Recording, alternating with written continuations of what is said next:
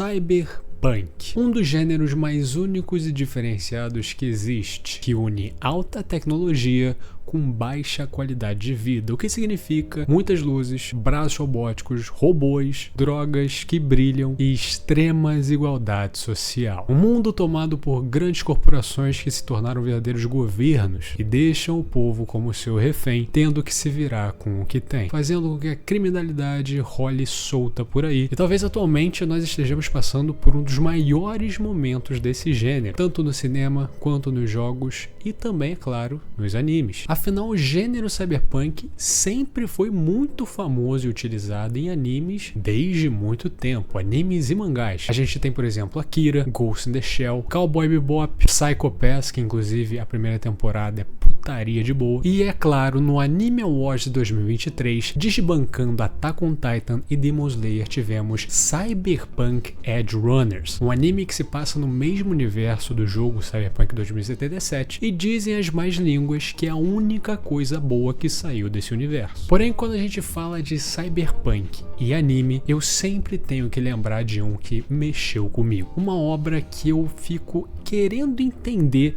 o porquê que ninguém fala sobre ela. Essa obra é Akudama Drive, um dos animes que foi um dos destaques da temporada de 2020, mas que no Anime Awards de 2021 só participou de uma categoria, que foi melhor luta, o que eu acho um absurdo. E se você conhece Akudama Drive, provavelmente você sabe que essa obra é bem famosa pelo seu final. Até porque finais de obras cyberpunk geralmente envolvem um grande sacrifício e geralmente é um final triste, para combinar com o universo triste e horrível que é o universo cyberpunk. É assim com Ghost in the Shell, é assim com Akira, é assim com Cowboy Bebop, é assim com Blade Runner antigo, é assim com Blade Runner novo, e Akudama Drive não foge disso, porém é feito de uma forma magnífica. Então, hoje eu vou tentar te convencer a ver Akudama Drive. Como o meu intuito é fazer você ver a série, obviamente eu não vou dar tantos spoilers assim e também não vou falar o final, só para quem quiser ver. Então eu vou falar aqui a trama da série e o que acontece nos 2 primeiros episódios, que sinceramente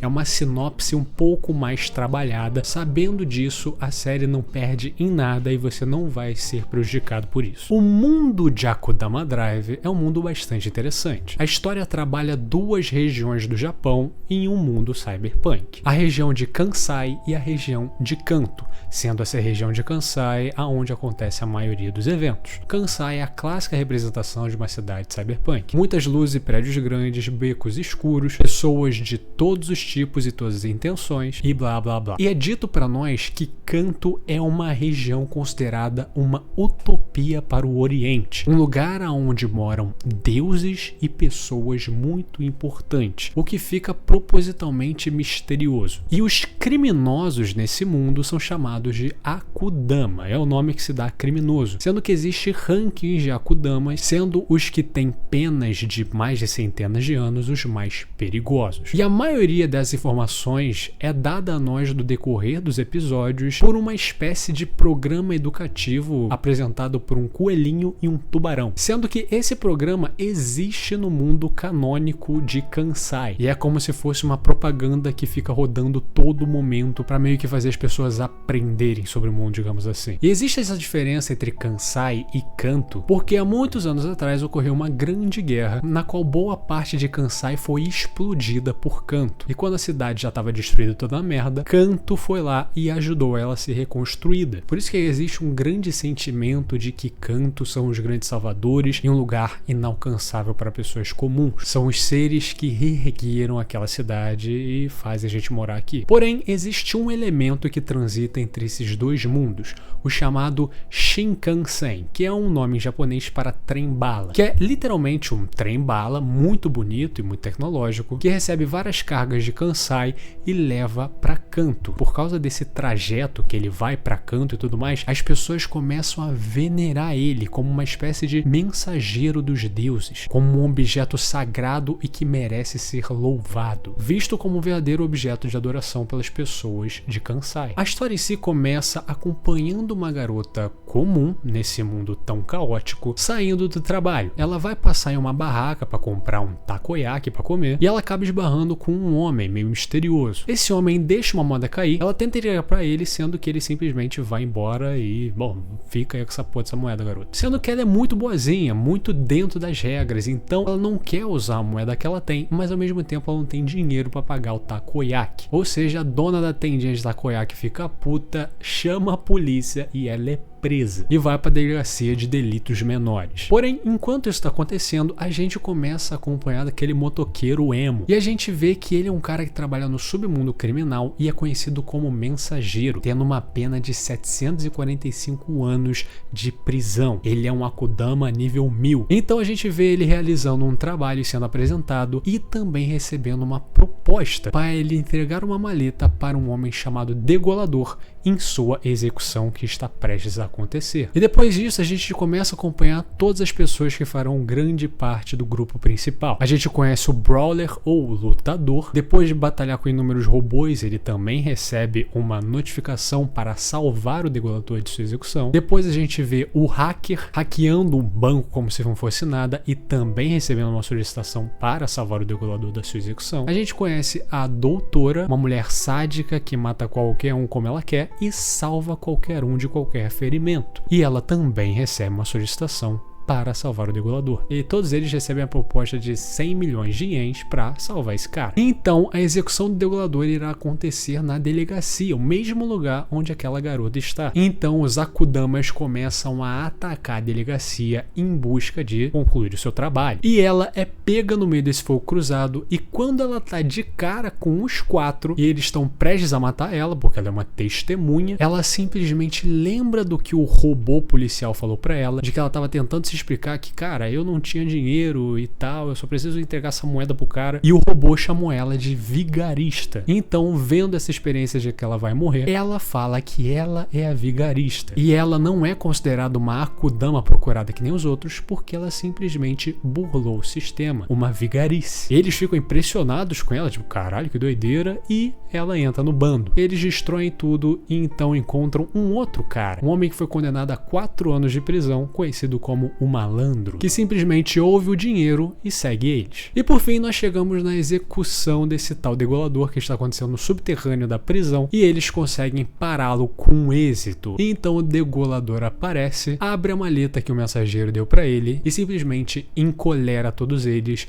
com colares bomba, no maior estilo Esquadrão Suicida. E então o homem que armou tudo isso se revela que é o gatinho que a vigarista tentou salvar e que colocou ela na situação de conhecer os Akudamas. O gato, que obviamente é um robô, fala ali que todos eles foram reunidos para fazer uma missão impossível, um trabalho inacreditável. Visto que eles são obrigados, já que eles têm uma porra de uma coleira explosiva no pescoço, eles aceitam. Eles conseguem fugir do lugar e então, em um ambiente um pouco mais tranquilo, o gato fala para eles o trabalho que eles têm que fazer. O trabalho deles é simples, mas ao mesmo tempo extremamente complicado. Roubar o cofre do Shinkansen, o trem-bala venerado por todos de Kansai, o lugar mais impenetrável que existe nessa pequena região. E se eles conseguirem fazer esse trabalho, eles ganharão 1 bilhão de ienes. Eles então ficam interessados, afinal não só são movidos por dinheiro, mas também por emoção e ação. E então, aceitando esse plano, eles são surpreendidos pelos executores, uma elite militar que é especializada em caçar e eliminar os Akudamas de alto nível. Eles são investigadores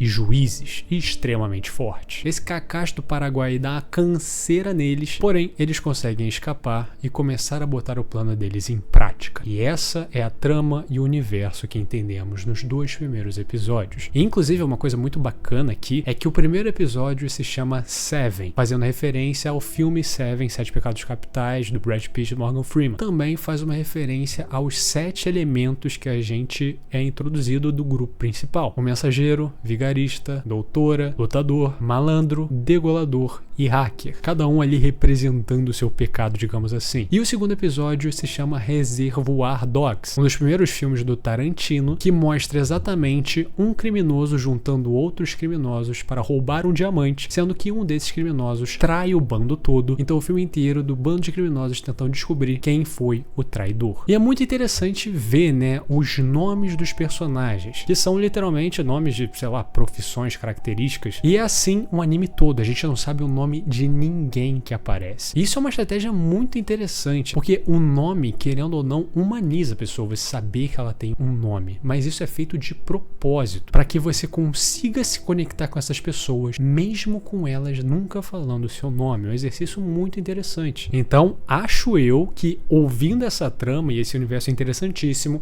já é mais do que o suficiente para você ver esse anime de 12 episódios. Antes de fazer esse vídeo aqui, eu vi todos os 12 de novo e eu vi assim, em 4 horas. Sempre tem aquela parada, né, de quando você vê uma coisa um tempo atrás, quando você revê, talvez não seja a mesma coisa, mas pra mim, cara, eu adorei do mesmo jeito. Então agora eu vou falar sobre o final. Então se você quer ver o anime, vá ver ele e depois volte aqui. Mas se você não se importa com spoiler, aperte os cintos, malandro. A Kodama Drive já é interessantíssimo desde o começo, mas é a partir do 5º episódio que o negócio fica de verdade. A gente descobre que, na verdade, o que continha naquele cofre eram 2 crianças. Crianças meio bizarras e tudo mais que se comportam como irmão e irmã. No decorrer dos episódios, a vigarista, que é uma garota normal que tá no meio dessa cagada por puro acaso, ela é a mais empática e mais humana, a menos prejudicada pelo mundo criminal quanto os outros. Então, ela gosta daquelas crianças. Ela vê elas ali como pessoas para proteger. E, enfim, eles passam por inúmeras cagadas, vários deles morrem no decorrer dos episódios. É uma confusão atrás de confusão, executores atrás, pessoas atrás. É revelado que a guerra também afetou a Lua e a Lua tá partida, ela não existe mais. O que existe é uma espécie de holograma de projeção e que o objetivo dessas crianças era tentar chegar à Lua, sendo que, como ela não existe, eles meio que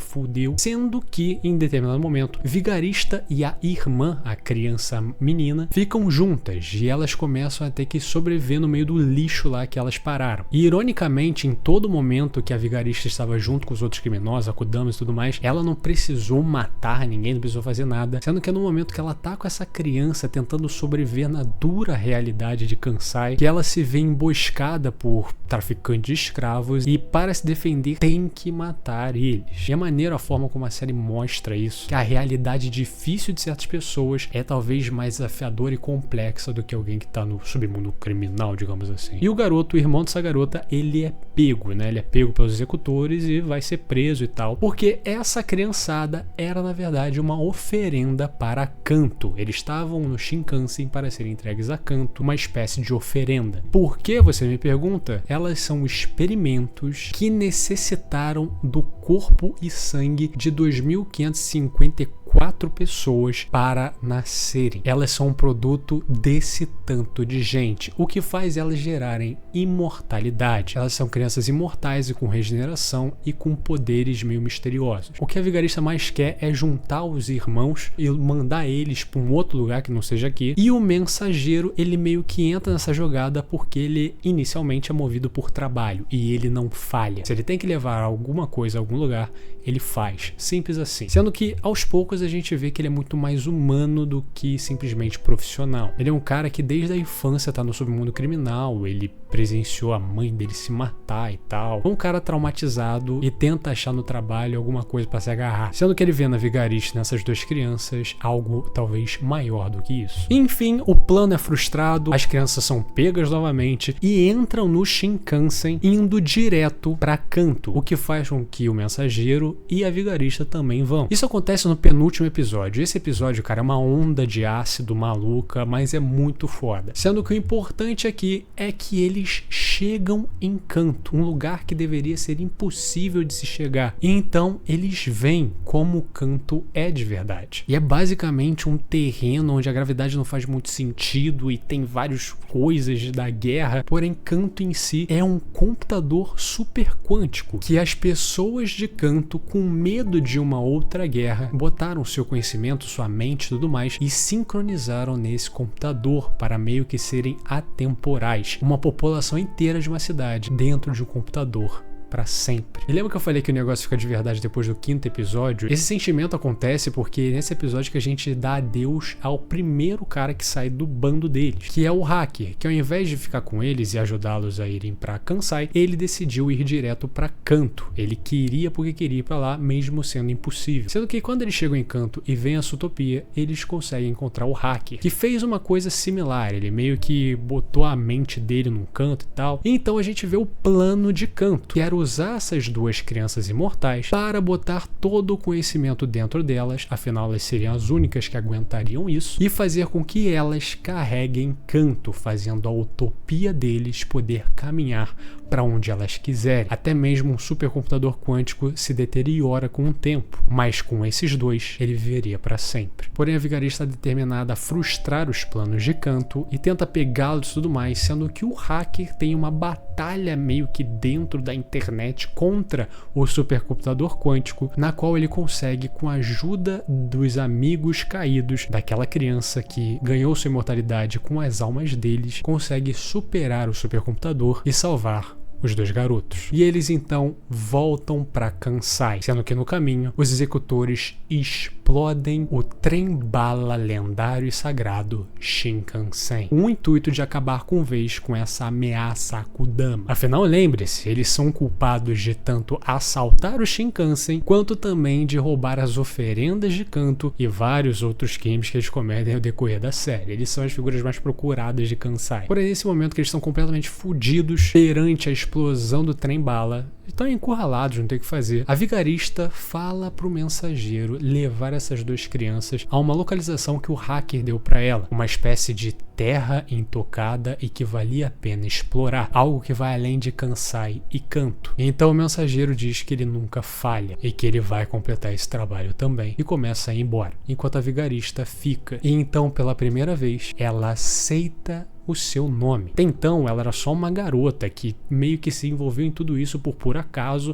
e estava se considerando a pessoa mais azarada do mundo. Mas agora ela compreende e absorve o nome Vigarista para ela, fazendo sentido a esse nome finalmente. E então, nesse final, ela provoca a sua vigarice final, aonde em Kansai estava acontecendo uma grande onda anti-Akudama, com todo mundo ficando puto, caralho, os caras roubaram o bagulho e tal, não conseguem ser pegos, vai a merda. E eles estavam matando pequenos criminosos na rua, estavam fazendo justiça com as próprias mãos. E a polícia, com o intuito de parar isso, fez a manobra muito inteligente de fazer com que os manifestantes fossem Akudamas também, para que eles desencorajassem a manifestação, porque simplesmente estava saindo do controle. Sendo que a Vigarista sai dos escombros, sendo procurada ali por vários executores, e ela simplesmente grita que ela é uma pessoa normal, uma civil, e que precisa de ajuda, sendo que os executores reconhecem que ela é sim a Vigarista. Então, com um ataque simples, matam ela nesse cenário absurdo. Porém, o que eles não esperavam é que ela estava botando tudo isso para ser gravado e transmitido publicamente, fazendo parecer que os executores assassinaram sumariamente um civil. Afinal, nesse momento, ela estava com o cabelo cortado e diferente do que ela parecia como a Vigarista procurada. E é então que a gente vê os resultados dessa vigarice. O mensageiro com as duas crianças tentando fugir, sendo que ele é parado por um cerco na delegacia. Ele tem que passar por lá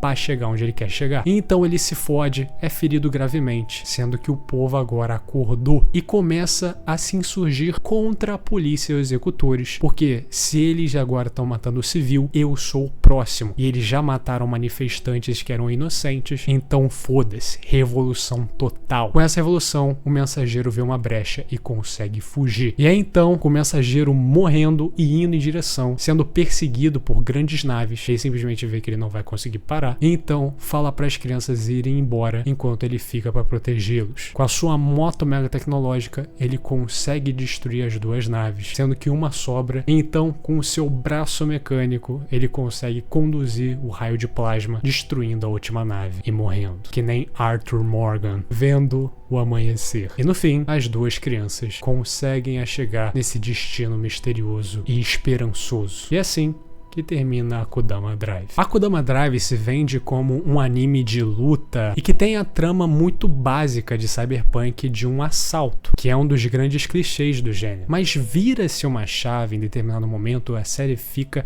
extremamente profunda e complexa, e explora cada personagem de maneira única. E no fim das contas, essa série se trata muito sobre paralelos, e principalmente os Akudamas com as autoridades. Afinal, os criminosos, conhecidos como os Akudamas, são demonizados por toda a sociedade e eram também tidos como grandes objetos de terror pela protagonista, até porque antes dela se enfiar nessa merda toda, ela é uma menina normal, sendo que ela, convivendo com eles, vê alguma beleza e vê que as autoridades são bem mais carrascas e talvez bem mais problemáticas. E no decorrer da série a gente vê que é exatamente isso que acontece. Mas não se engane, em nenhum momento os Akudamas são glamorizados ou amenizados. O degolador e a doutora, por exemplo, ainda são extremos psicopatas sem nenhum pingo de compaixão. Mas de outro lado temos pessoas quebradas que não escolheram estar ali, ou pessoas que apelam para emoções mais primais. E o final de Akudama Drive é triste. Como eu disse, há um grande sacrifício envolvido, mas que também promove a aceitação. Aquela menina, ao pegar aquela moeda e entrar nessa trama toda, a vida dela virou de cabeça para baixo. Mas no decorrer dela, por mais que ela estivesse presa naquela situação, a vida dela ganhou sentido a partir disso e ela abraçou e aceitou a persona que ela queria ser naquele momento, aceitando-se como vigarista e sacrificando-se para a segurança das duas pessoas que ela já via como irmãos. É um final triste, mas coerente, que não tenta, por exemplo, formar um romance forçado entre mensageiro e vigarista, ou até mesmo humanizar eles ao extremo, o que não faria sentido. É uma história fechada, inteligente, ousada, e que com certeza fica no hall da fama de finais de temporada, finais de anime. E, infelizmente, Akudama Drive não tem uma segunda temporada e acredito que nem vai ter. Mas eu sinto que é minha obrigação, pelo menos desse canal, ele não passar em branco e ter o espaço aqui como um dos melhores e mais subestimados animes que existe, ainda mais quando se trata sobre cyberpunk. Respondendo o título do vídeo, não, eu não acho que Akudama Drive é o melhor anime de cyberpunk do mundo, mas sim o melhor anime de cyberpunk